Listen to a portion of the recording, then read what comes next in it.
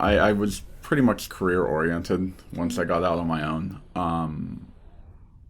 Although it probably didn't look like that to most people.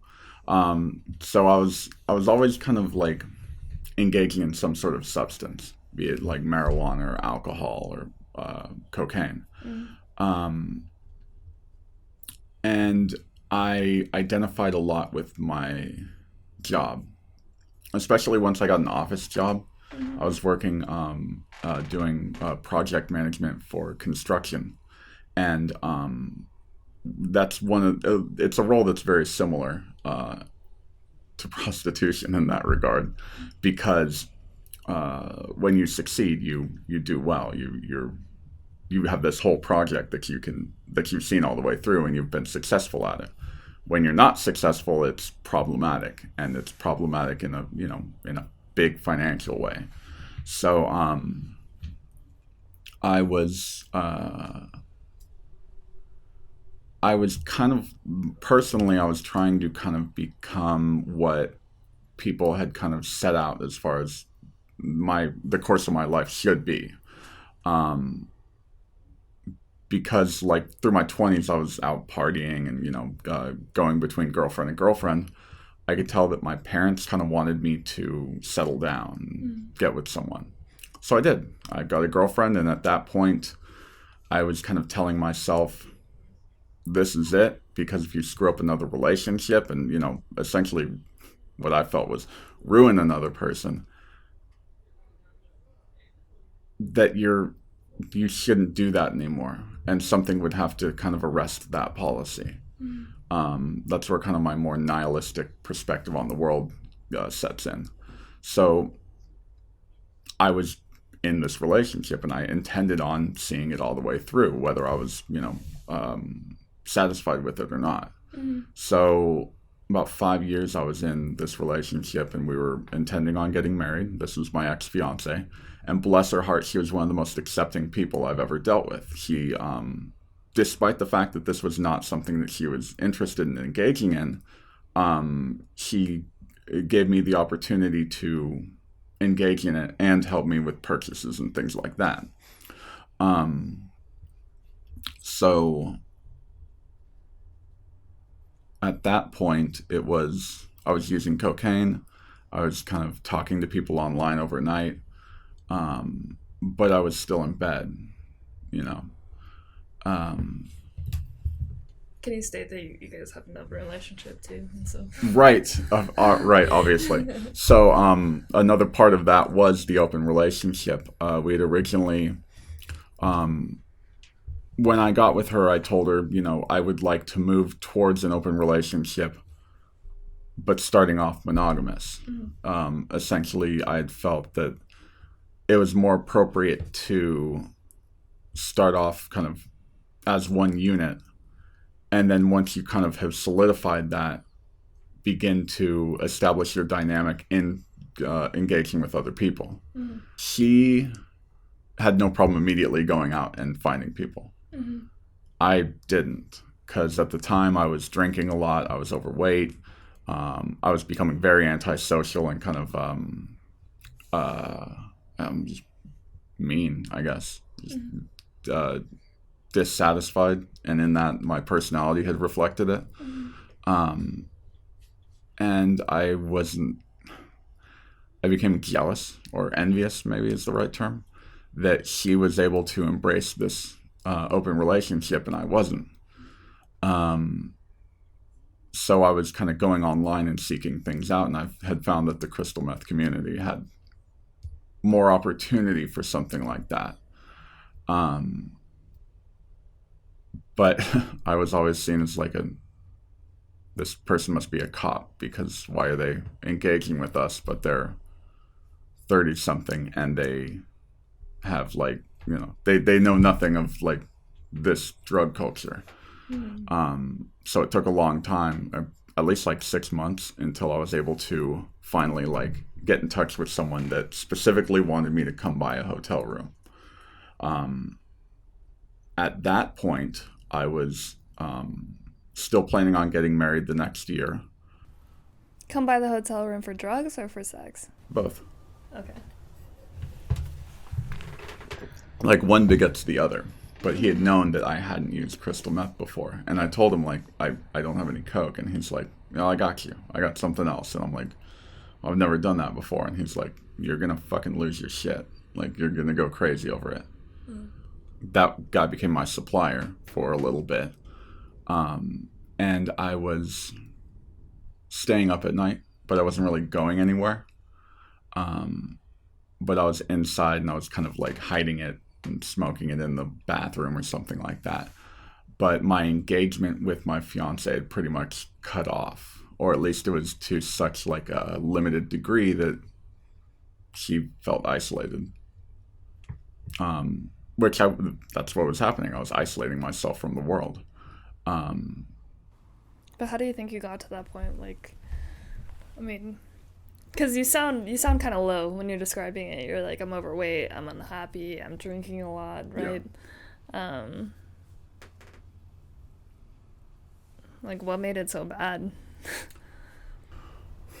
Personal issues. I have a poor self-image.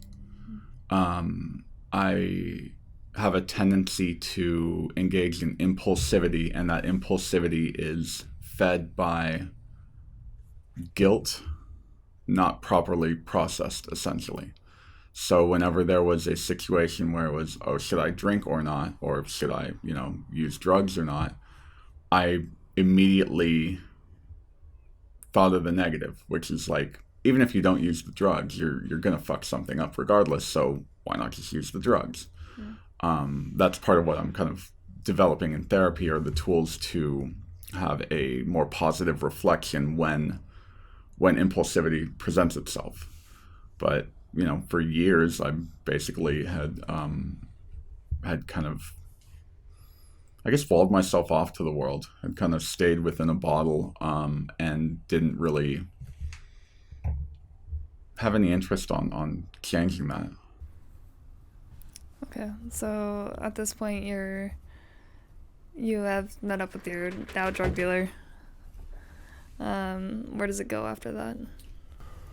I'm still online. I'm still talking to other people. I begin finding the communities that are into this type of drug.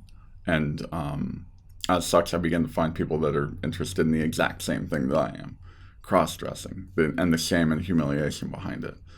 And I met up with one in San Francisco, and he turned out to also be a dealer. So now I have a reliable connect, a constant stream of it, essentially, whenever I want it.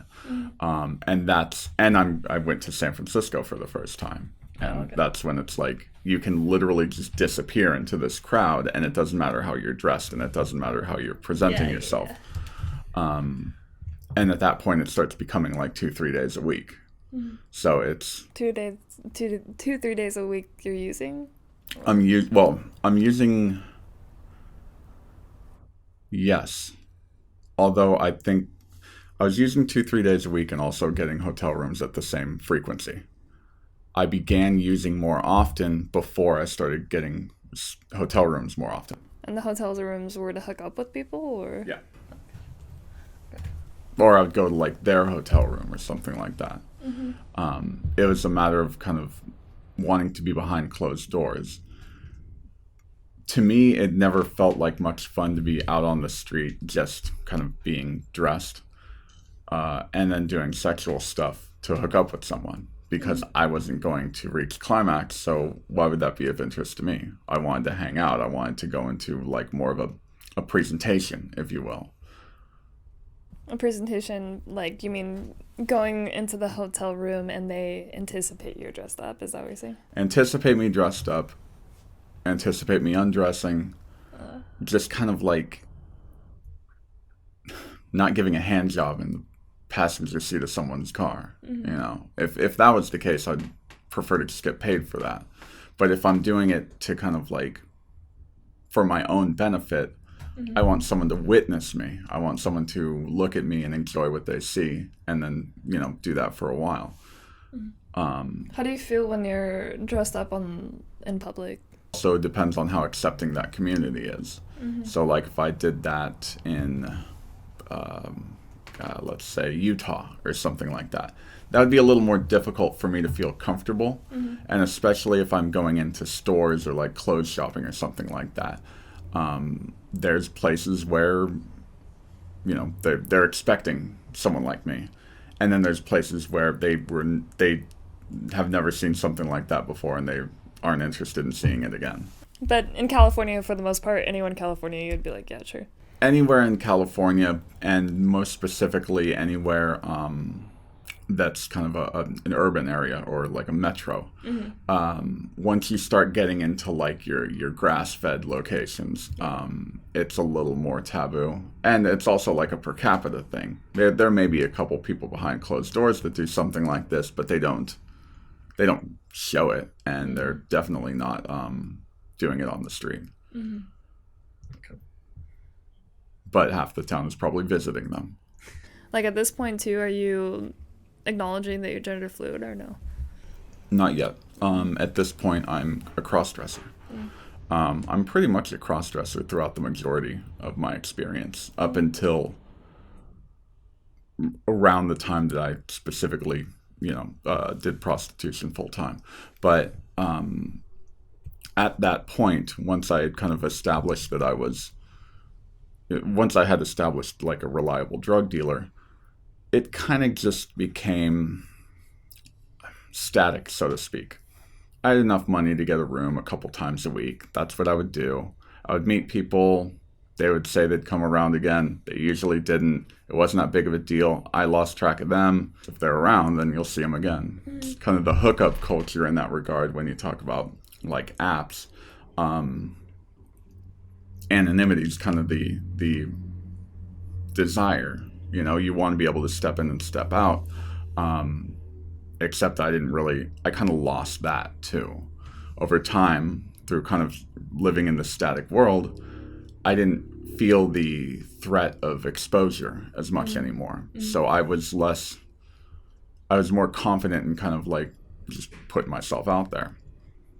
So about a year of that, and then, getting with the new girlfriend at the same time that I have a fiance, I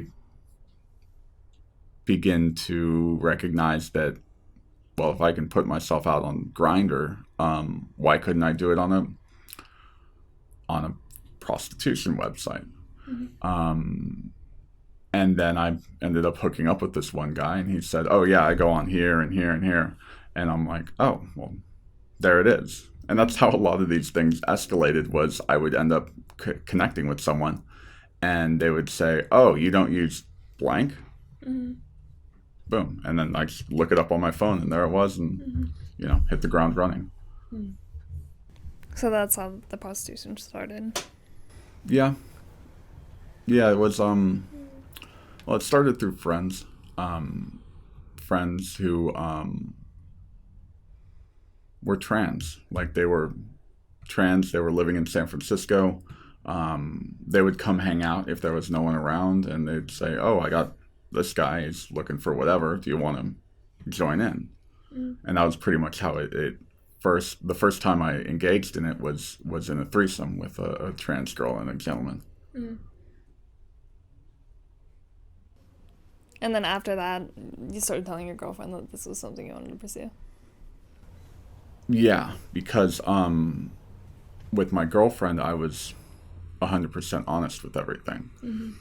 To me, it didn't feel authentic if I wasn't telling her everything. Then it felt like I was lying. If I was omitting information, then how would she know what I was feeling? That was before I tried to get sober the first time. So, met up with him, spent about a year just kind of in a static state. And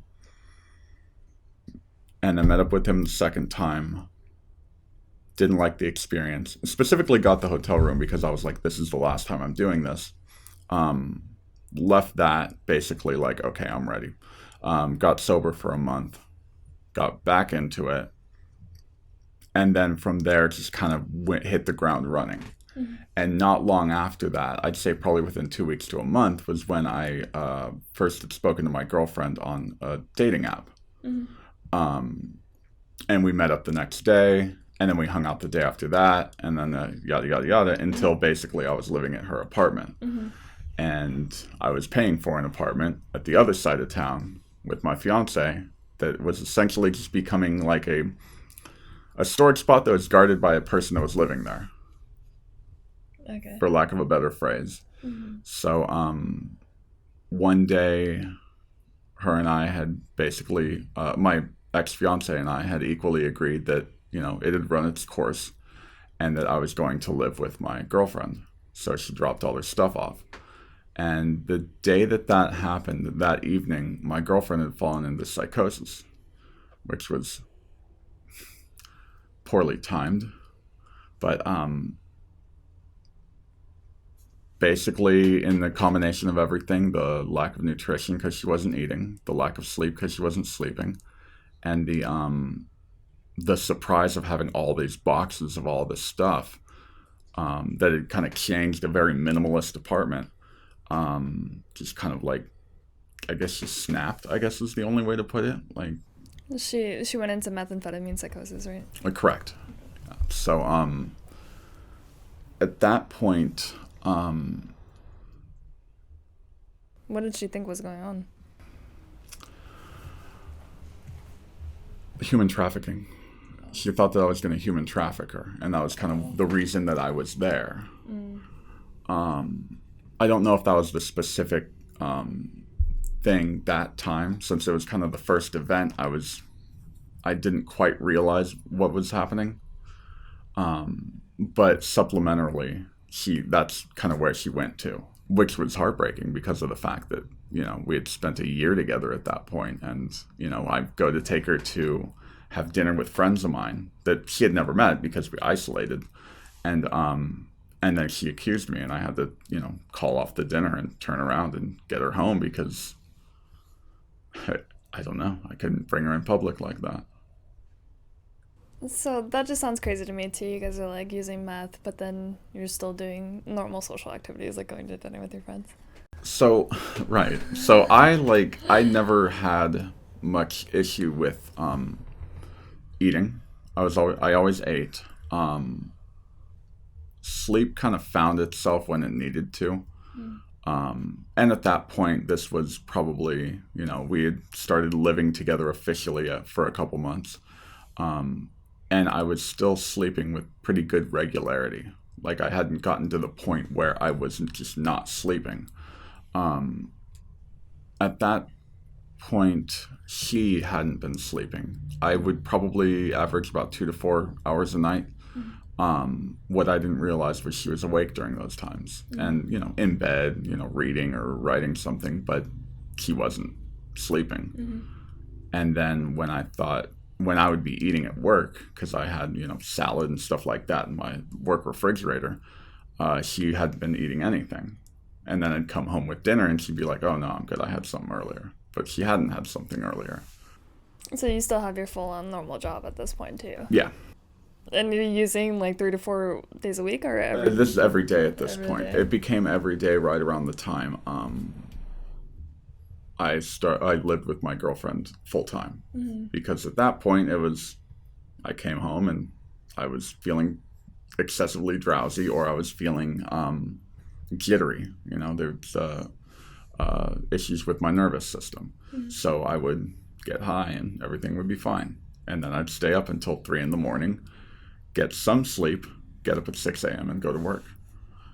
The thing that I'm struggling with imagining is thinking of addicts having a full-on normal job, right? And continuing that for a period of time, because you're like a year and something into use at this point. I wasn't doing it well. Like, at this point, I was falling apart in my employment. I was struggling to focus. I would begin like side projects that I would never end up completing. I couldn't remember things to save my life. And, I was paranoid. I don't know if they were actually pushing me out or I walked out, but I did walk out. But I just assumed that they were trying to kind of get me out of the way. which might have been legitimately happening. I mean, my performance had plummeted, and I specifically had like my annual report, and I was looking over it, and you see that in February, going into March, going into May, you see this sharp decline. And so, what was the point that got you sober? Oh, so I started working exclusively in prostitution because at that point I didn't have a job. I was looking for a job, but I wasn't. There was one key moment, actually. Now that I say this, there was one key moment where I had been kind of discussing putting out an advertisement with my girlfriend, well, with her, but not like with her. Just kind of doing my own thing, but having her kind of make sure that I've walked out of there in an hour, stuff like that. And she says to me, because she researches things, I just jump right in. She makes a point to like read and look at statistics and things like that. And she's like, you realize that this community, trans prostitutes, are the per capita the most murdered demographic in America. And I'm like, no, I didn't know that specifically by the numbers, but I kind of assumed it, and I rationalized it. I said, like, well, they probably were doing things that were, they were putting themselves in situations that were unsafe. And they were probably not, taking certain measures to make sure that they were protecting themselves.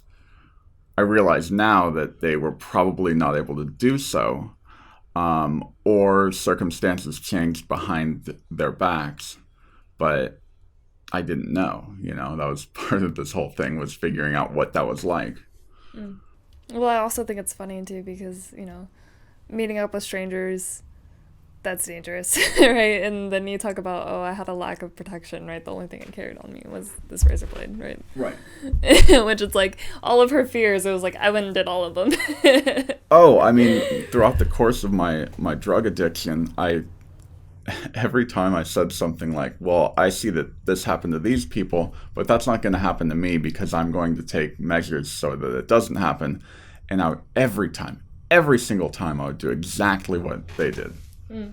And they would warn me, and they'd say, this is what's going to happen. And I go, nah, not for me. I got it all figured out. It's funny how that works. Yeah. I feel like that's one of those things, though. It doesn't matter how many times your parents tell you, don't do that, or the wise fairy godparent, whoever it is, your parents, your friend, whatever, right? It's not until I experience it. I mean, you don't realize it until you watch it happen, and you go, I get it now. I see how that takes place. And that was one of the things that I always thought was, it was the drawback to anything like a DARE program or anything of that nature, is you can't really define the circumstances that dictate certain bad things happening to you. They just give a here's what you should do, here's what you shouldn't do. But it's very difficult to recreate emotion, or kind of like milieu, I think is the only word that would work here. You can't recreate an environment of desperation, servitude, fear, eroticism, all mixed together in a certain way that makes you engage in certain activities. And then you can't really recreate the individuals that respond to that a certain way. Did you have nothing that was like, hey, I shouldn't be doing this? I mean, I guess there was a little bit because you wanted your girlfriend to watch you, but I mean. Inhibition was something that was easily cast aside. And it wasn't that I wasn't aware of it. It was that the anxiety that it would normally induce was being silenced. That was the drugs, essentially. The drugs make it seem like everything's going to be fine, if maybe not. And that's one of the things, is I was a very anxious person, especially when my alcoholism had increased to a higher threshold. I was constantly anxious and constantly, at a state of unrest, so to speak. And the drugs got rid of your anxiety? Yeah, almost completely. I would imagine that meth would do the work, the opposite. You would think, which I kind of thought that would be the case, but paranoia and anxiety aren't as correlated as we think they are. I was looking for a job, but I wasn't looking for a job in my industry or in my field, and I end up staying at a hotel pretty frequently because this gentleman had kind of put me up. He had an extra room, he had it for the week, and he kind of allowed me to stay there. And then I tried to steal from him. Yeah. Did he want anything from you, like sex, drugs, anything? Not really. I mean, it was more just keep an eye on these things, make sure that the cleaning ladies don't take anything, and every now and then we might fool around, but he wasn't like pressing it. I think it was just generally he wanted to hang out with someone. But yeah, like I knew that he had this money. I found it and I tried to take it and I didn't get away. And he pepper sprayed me. So like I proceed to drive erratically to a friend's house down the street that I knew was I thought was home. I hoped was home. Knocked on the door, they weren't answering. Went around their fence to get in through the back door and went to their shower because my skin was on fire. And my friend had come into the bathroom as I was in their shower, essentially, and was like, "What are you doing here? What the fuck is going on?" And what happened? So I kind of like went over everything, and at the same time my parents are calling me, who had been reaching out to me because they were taking this big trip and they hadn't heard from me in a while. And my friend talked to my parents and basically said the state that I was in, and they turned around and picked me up and brought me to Yellowstone to sober up. And now I'm here. Is Yellowstone a rehab? No, it's the national park. So they just brought you to Yellowstone? There seems to be no crystal meth over there. Some hippie ass cure right there. Just go hang out in the woods. It worked, I mean, it was long enough to be able to get me away from that environment and far enough away to where I couldn't engage it. And like the world kept spinning as I was kind of sitting here, in the woods, and it had to. I needed to separate from that. And you and your girlfriend are still together at this time, or you guys had broken it off? We had broken it off. We had been off and on for about a couple months now at that point.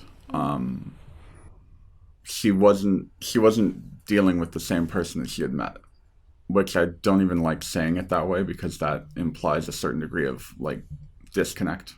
They were all me. The masculine, the feminine, the drug addict, these were all the same character, and I need to make sure that I embrace that. But I didn't take personal responsibility anymore. It was always something else. And because of that, she was tired of it. Every time that she would try to kind of quit on her end, I'd be right there waiting, at a moment's notice with a bag. And she would get right back into it, and then a few days in, fall into psychosis, and out I would go because what am I going to do? I can't keep feeding her this drug. Yeah, that brings up the other point. Is previously you had told me that you kind of felt like you were suppressing the feminine desires or something like that, and you kind of thought it led to some of your issues. Yes, but it was a symptom of the greater problem, which was that inability to acknowledge when I liked or disliked something, or like when I'm not saying this right. I'm just trying to because it kind of seemed like the first time when we sat down and had coffee, it seemed like you had found your identity or something that you were trying to suppress, right? And I feel like we kind of just totally skipped over that point, and I want to go back to it because I think it's important. Yeah. But I probably would not frame it right, and so I think it needs to come from your perspective. It's all good. So my identity was a big deal because I had created an identity off of what people wanted to see of me. And because of that, like, I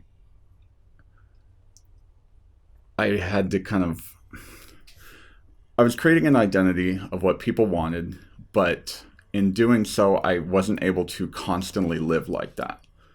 And that's where the drinking came into it. And then with the drinking came health problems. And I would find that there'd be these little instances where rebellion would kind of seep through. Mm-hmm. And they became less and less able to be controlled. So I recognized that there wasn't really anything that I could do, that I kind of had to find an identity somehow, in some way, and what that would look like.